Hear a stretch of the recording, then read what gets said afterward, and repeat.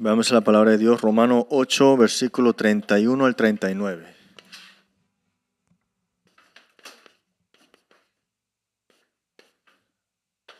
Romanos 8, versículo 31 hasta el 39.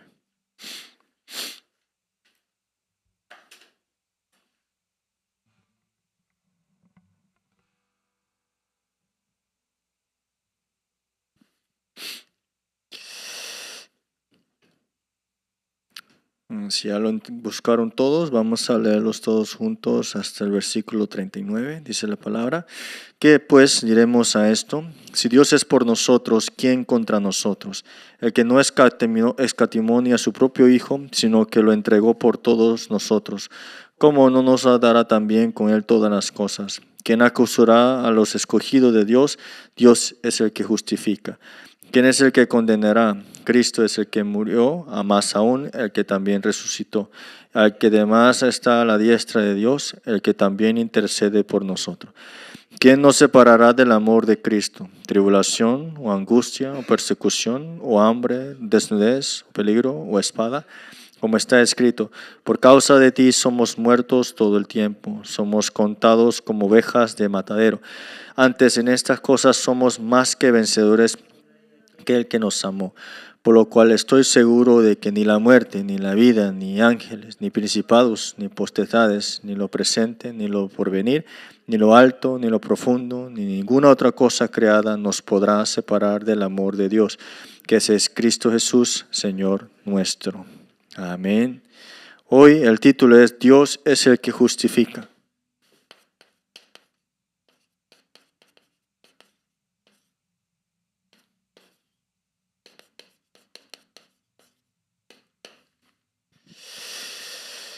Estamos viviendo en un tiempo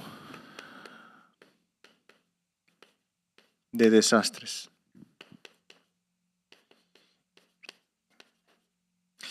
Este tiempo de desastres es porque hay un problema fundamental que trae todos los problemas que vemos exteriormente.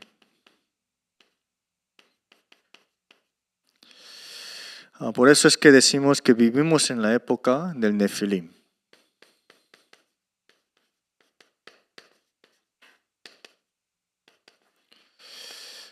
En otras palabras, estamos viviendo un tiempo al cual la fe es imposible tener ahora. Digo imposible porque el hombre desea estar fuera de Dios ahora. Si está fuera de Dios, es imposible agradar a Dios porque no hay fe. Entonces, nosotros que tenemos fe, creemos en Cristo, asistimos a la iglesia, ¿dónde tenemos que poner nuestro enfoque? Quisiera que hoy pensemos una cosa. ¿Qué es lo que está enfrente o más como prioridad que el Evangelio? ¿Qué condiciones tienen ustedes más que el Evangelio? Todas esas condiciones o las prioridades que van más que el Evangelio, en fin se derrumba, en fin desaparece. Por eso es que nuestro enfoque completo tiene que estar solamente hacia el pacto.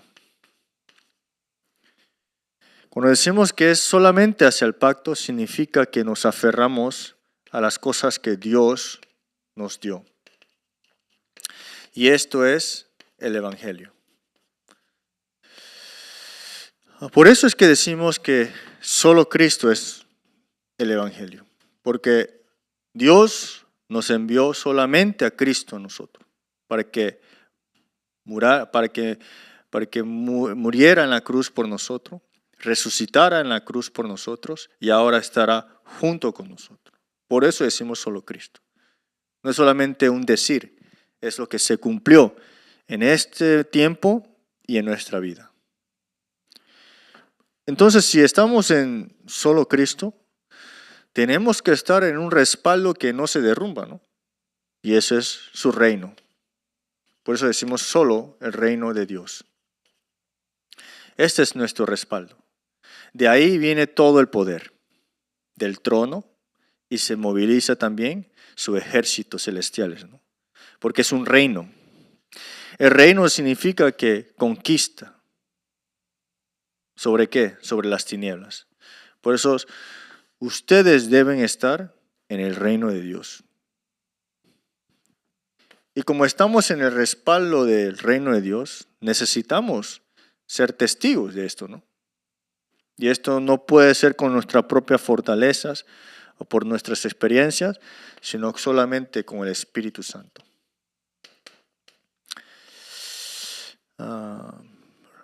Se repita miles o millones de veces, esto nunca cambia. ¿Por qué? Porque fue dado por Dios. Si fuera dado por un hombre, no lo podemos repetir millones de veces. ¿Por qué? Porque el hombre cambia.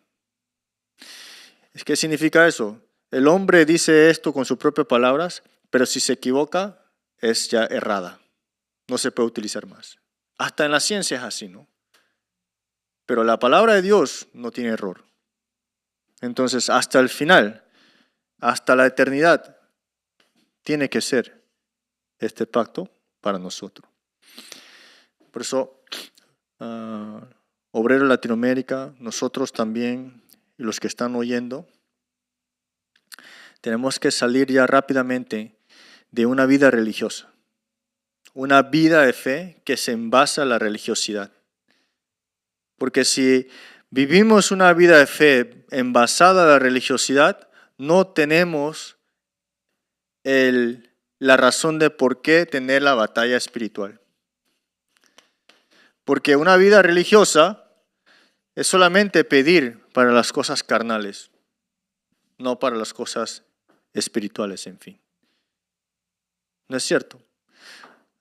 Ustedes mismos miren un poco de qué es lo que hacen las otras religiones. En Corea, vayan al templo budista. Miren qué piden, qué oran y por qué creen en eso. Todo va envasado ¿a qué? A una prosperidad carnal. Y una vida preocupada de por qué no saben qué pasará en el futuro. Todas las religiones traen una prosperidad, dan una esperanza, una prosperidad carnal. Pero el Evangelio y los que se aferran al pacto tienen que tener la batalla espiritual. ¿Qué significa tener la batalla espiritual? La batalla espiritual no significa voy a orar para que se quebranten las tinieblas en ese lugar. Eso también es batalla espiritual. La batalla espiritual significa estar despierto espiritualmente. Y para estar despierto espiritualmente, ¿qué tenemos que tener abierto? Nuestros oídos para escuchar la palabra de Dios.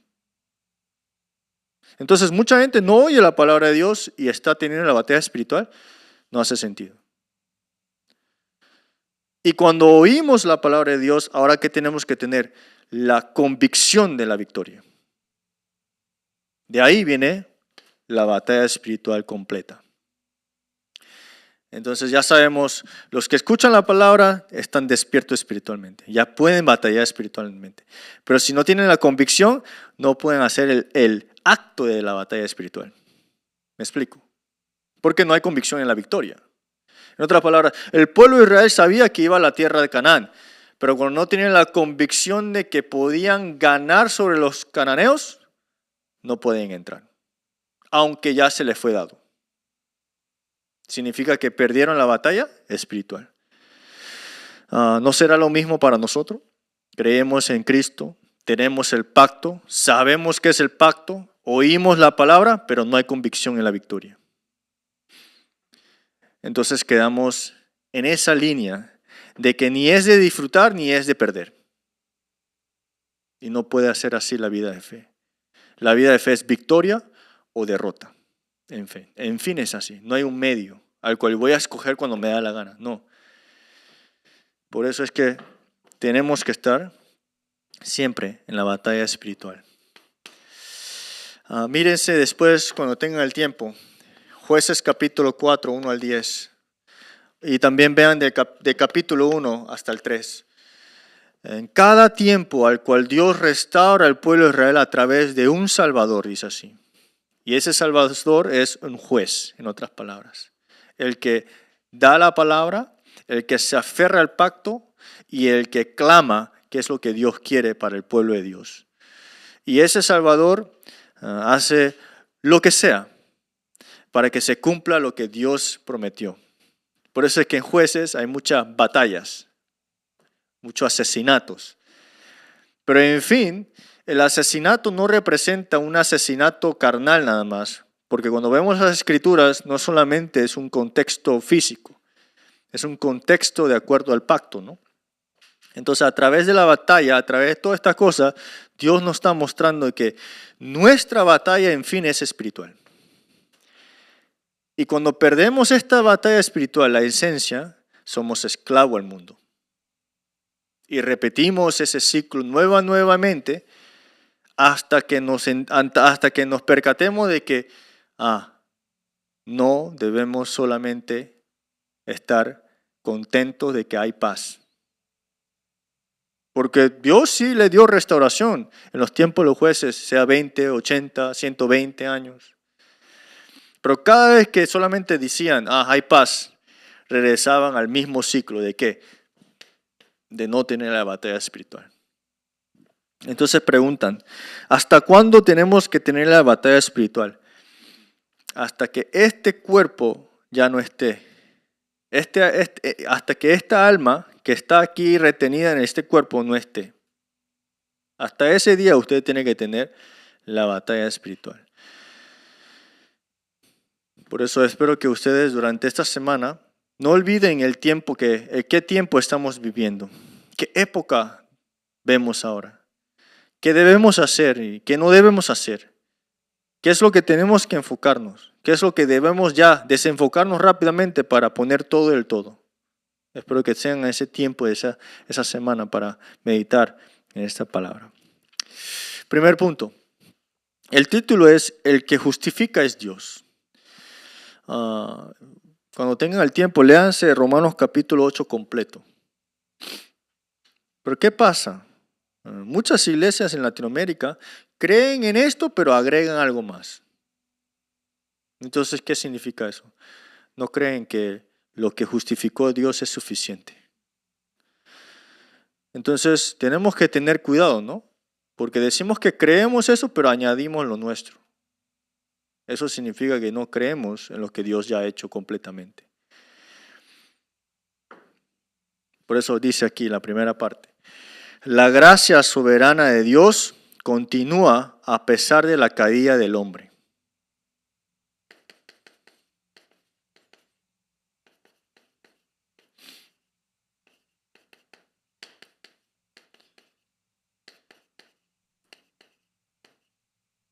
¿Qué significa?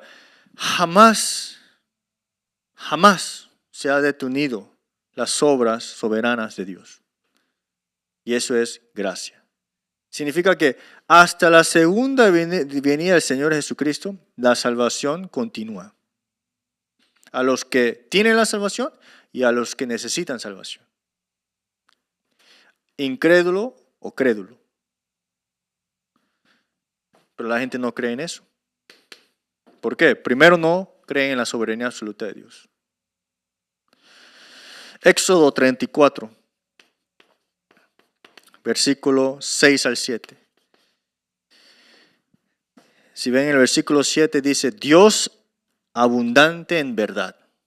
Solamente en Dios hay verdad, no en otras cosas. Romanos capítulo 5, versículo 20. Veámoslo. Romanos capítulo 5, versículo 20. ¿Qué dice? Dice así. Pero la ley se introdujo para que el pecado abundase. Mas cuando el pecado abundó, sobreabundó la gracia. ¿Entiende lo que significa esto? Pero la ley se introdujo para que el pecado abundase. Cuando el evangelio entra en la persona y cuando este evangelio transforma a esa persona y eso es salvación, esa persona se da cuenta que es pecador, que es inútil, en otras palabras. Y lo confiesan, ¿no? Dios, Toda mi vida fui el dueño de mi propia vida. Necesito de tu misericordia. Necesito que tú seas ahora el dueño de mi vida. Esto es percatarse porque la ley se introdujo para que el pecado abundase. Eso no significa que entró el evangelio y voy a pecar lo que yo quiera. Hay herejía que lo interpretan de esa manera. Porque entró la ley, peco lo que yo quiera, dice así. Vivo como yo quiera. Eso no significa eso. Cuando entra el evangelio en nuestra vida, más notamos de dónde proveemos, de dónde llegamos, de dónde venimos. Entonces necesitamos de un Salvador, ¿no? Y dice, mas cuando el pecado abundó, sobreabundó la gracia, dice así. ¿Qué problemas tenemos nosotros? ¿Qué adicciones? ¿Qué enfermedad mental? ¿O cosa de problema espiritual que no podemos decirle a nadie? Dios nos dice, quiero abundar mi gracia sobre eso. Entonces, aférrense al pacto en vez de aferrarse a la solución de ese problema. No pongan toda su vida en la solución de ese problema. Pongan su vida completamente en Cristo nada más. ¿Por qué?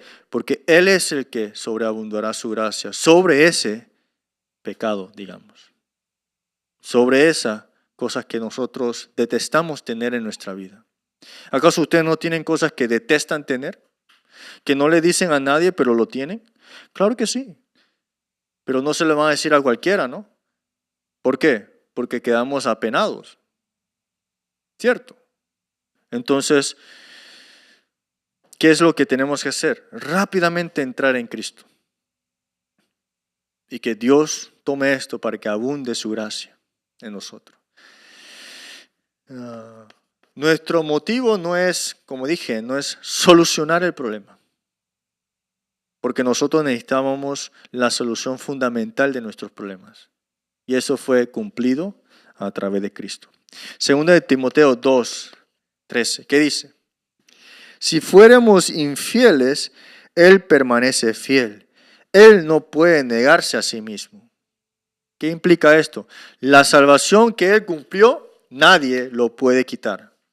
Aunque nosotros nos equivoquemos. Pero otra vez nuevamente digo, hay religiones y sectas y herejías que utilizan esto para pecar más. Eso es incorrecto.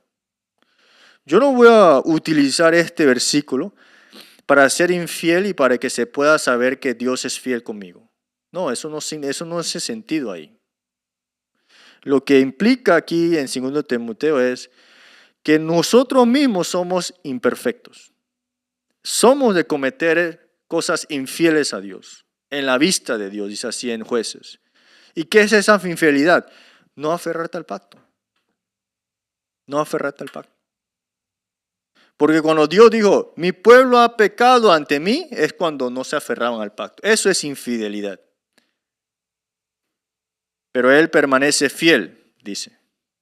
¿Qué significa? Él espera que nos demos cuenta de que con nosotros mismos no podemos salir de nuestros propios problemas.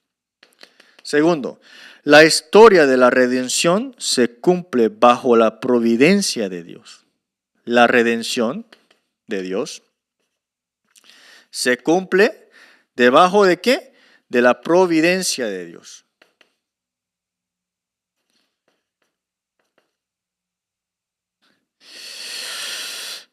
Isaías 46, versículo 10, dice así, yo anuncio el fin desde el principio, dice así. Solamente Dios puede hacer esto. Y desde tiempos antiguos lo que aún no es hecho. Que digo, mi consejo permanecerá y haré todo lo que quiero. Solamente Dios puede decir esto. Cuando un ser humano, una persona dice eso, ¿cómo lo vemos? Arrogante, ¿no? ¿Cómo que tú lo haces lo que tú quieras? ¿Acaso va a funcionar como tú quieras? Y hay gente que en fin lo hace, ¿no? Gente inteligente o científico, ¿no? Pero ese no es a ese nivel lo que Dios está diciendo. Porque Dios creó todo de lo que no había nada. Esa es la diferencia. Nosotros estamos creando cosas que ya hay, de ahí creamos algo. Pero Dios creó todo donde no había nada. Esa es la gran diferencia. Y eso es lo que Dios está diciendo. Segundo, 1 Corintios 1:30. Pero por Él estáis vosotros en Cristo Jesús, el cual nos ha sido hecho por Dios sabiduría, justificación y santificación y redención. Cuando ustedes fueron salvados por Cristo, creyendo en Él, fueron justificados, santificados y redención. No voy a ir en detalles en la parte teológica, en la justificación, en la santificación y redención. La santificación no solamente habla sobre que vamos a ser puros, que no vamos a pecar. Eso no es solamente la santificación que Dios está hablando. Cuando Dios dice que tu salvación fue cumplida con sangre y agua, dice así. Sangre y agua. ¿Qué implica sangre? La muerte del Señor Jesucristo. ¿Qué significa el agua? El Espíritu Santo, ¿no? Dios Trino cumplió la salvación en tu vida, es así. Por eso cuando eres salvo, el Espíritu Santo mora sobre ti. Totalmente completo la salvación, ¿no? Mucha gente quiere ser santo, ¿no? No he visto ninguno que es santo en este mundo. En Latinoamérica, muchos de mis amigos, ¿no? Decían, yo quiero ser santo, santo, santo. Tú eres santo, dice así. Ay, el más santito. Eso está en la raíz en Latinoamérica, de querer ser santo. Pero lo hacemos de broma, pero está en la raíz de Latinoamérica, de querer ser santo. Nosotros no podemos ser santo como lo que estamos implicando en ese término. Por eso en México caminan de rodillas kilómetros, ¿no? Para ser santo. Para ser santo. Pero ya cuando termina esto y hace, al día siguiente está tomando cerveza, está parrandeando. Sus hijos no saben qué tienen que hacer con ellos. Ok, vivió santo una semana y ya la otra semana vive peor, pues. Pero ¿qué pasa? El cristiano vive así. El cristiano está viviendo así. ¿De dónde sale eso? De no tener convicción en la seguridad, en la convicción en la salvación. Y esto no es al punto de que si eres salvo, haz lo que tú quieras. Lo repito nuevamente, ¿no? No entienden qué es salvación. No entienden que la salvación fue recibida por gracia. Pensaron que se salvaron, por eso hacen lo que ellos quieren. Conclusión. Filipenses 1:5, ¿no? ¿Quién perfeccionará nuestra vida? En fin, esta salvación la perfeccionó completamente Jesucristo, pero también lo que comenzó Él en las buenas obras, la perfeccionará hasta el día de Jesucristo. En otras palabras, nosotros seremos perfectos en términos teológicos cuando Jesús viene y nuestra alma que Dios tomó para su reino ahora se une con el cuerpo que dejamos en esta tierra. La gente no entiende mucho esto, ¿no? Pero la explicación más simple que hay aquí es la resurrección de Jesús. ¿Qué significa eso? Cuando Jesús resucitó, 3,000 personas lo vieron al mismo tiempo, dice así. ¿Ustedes pueden ver espíritu? No. Pero Él resucitó. La gente lo vieron en cuerpo. Pero trascendía tiempo y espacio Jesús. Porque 3,000 personas lo vieron, no en el mismo lugar, dice.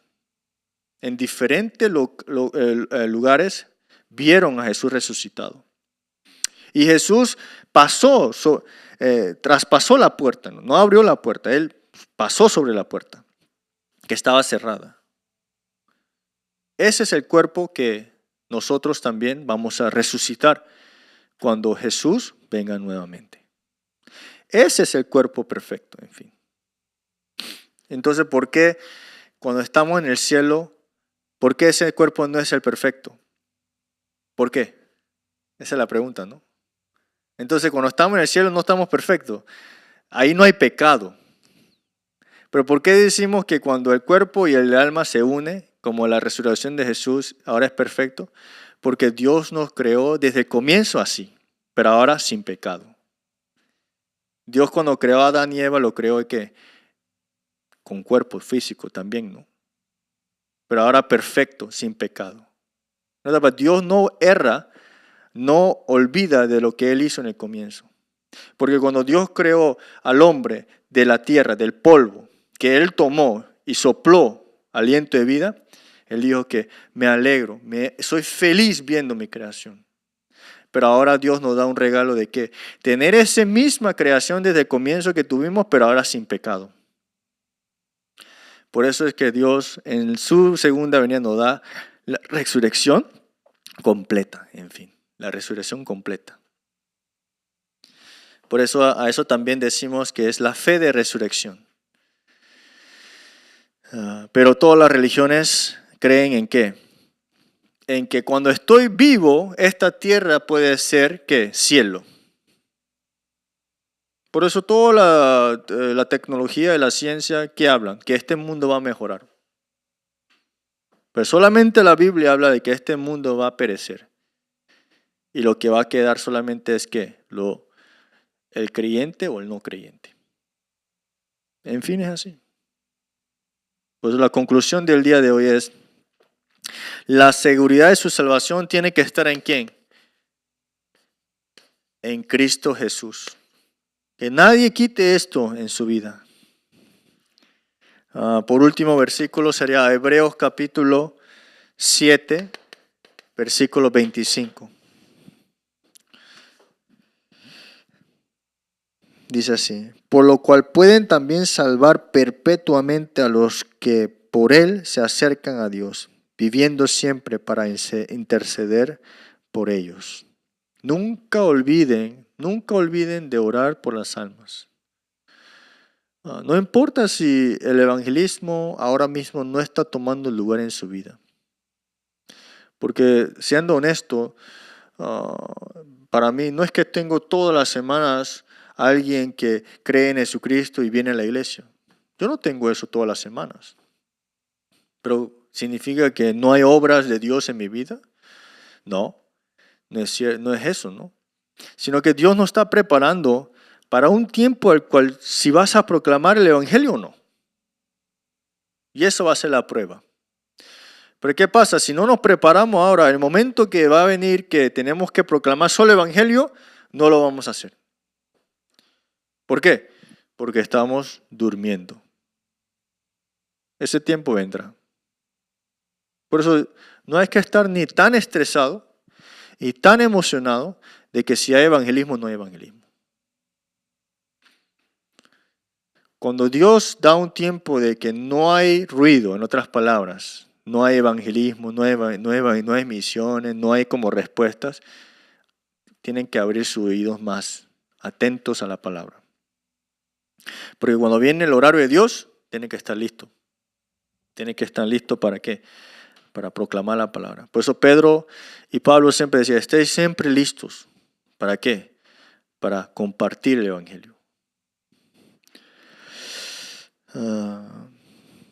Recuerden siempre la iglesia primitiva, ¿no? Ellos no pensaban de que iban a llegar hasta el mundo con este evangelio. ¿Cierto? Y tampoco no es que salían afuera a las calles a evangelizar en ese tiempo, ¿no? ¿Por qué? Porque si lo hacían te mataban. En fin, estaban silenciosamente haciendo ¿qué? Unánimes en oración, perseverando en las doctrinas y en la enseñanza de los apóstoles, en el templo y en las casas. Ese es el tiempo que nosotros estamos viviendo también. No hay una persecución física ahora mismo en Corea o en Latinoamérica, pero hay una persecución espiritual en nosotros. Y eso es ¿qué? Tiempo de paz, en el tiempo de jueces.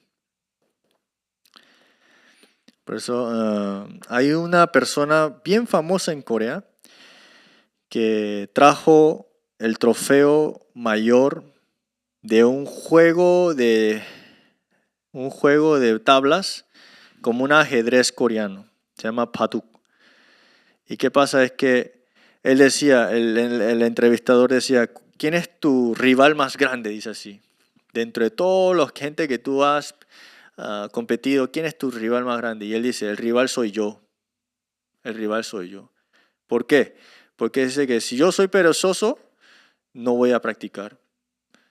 Si no hago lo que necesito hacer, nunca voy a llegar a ese nivel, ¿no? Entonces, en otras palabras, hasta las personas del mundo o las personas de que viven en, un mundo, en el sentido secular, ¿qué piensan? De que la rivalidad más grande de su vida es él mismo. Pero si lo vemos de acuerdo a la palabra, es lo mismo también. Satanás desea que usted se derrumbe, no solamente el problema o su amigo.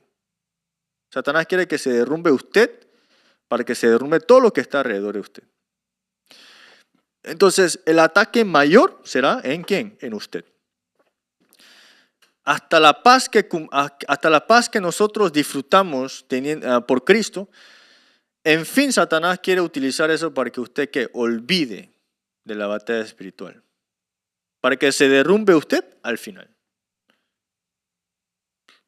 Por eso Satanás no ataca el campo incrédulo, Satanás ataca a la iglesia. Satanás ataca el creyente. Satanás ataca más al discípulo. Nunca olviden eso. Porque sabe Satanás que el discípulo mantendrá la fe hasta el final. Y eso es lo que salvará a las naciones. Y yo siempre estoy esperando eso. Y siempre mi corazón está ahí. Mi estándar sea el pacto. Que no sea otra condición. Que nada sea más prioritario que el evangelio. Nada. Que el evangelio sea solamente mi primera prioridad en todas las cosas. Entonces, más el tiempo transcurre, más nos daremos cuenta que esto es el único camino para vivir. Así que espero que durante esta semana tenga la seguridad de la victoria. La convicción de que el que lo justificó fue Dios. No usted, no la iglesia, no el pastor.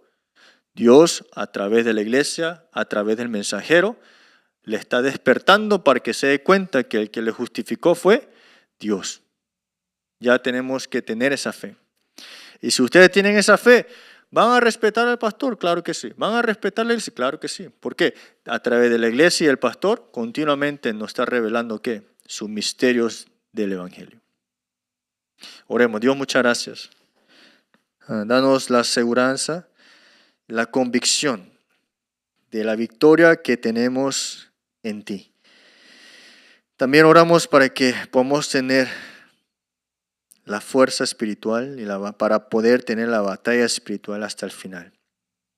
Seamos nosotros que nunca cese la batalla espiritual en cualquier momento, porque sabemos que somos débiles, inútiles sin ti. Pero por gracia tuya y por tu abundancia, misericordia, nos has puesto dentro de estas misiones y el evangelismo. Desecha todo lo que es nuestro y pon tu pacto en nuestro corazón. Por la gracia de nuestro Señor Jesucristo, que es la solución para todos los problemas. El gran amor de nuestro Padre Dios, la comunión y la guía, la llenura del Espíritu Santo, sea sobre todos los obreros y los oyentes online que están en los países de Latinoamérica, que se aferran al pacto para ser levantados como discípulos absolutos. Sean sobre ellos para siempre y eternamente. Amén.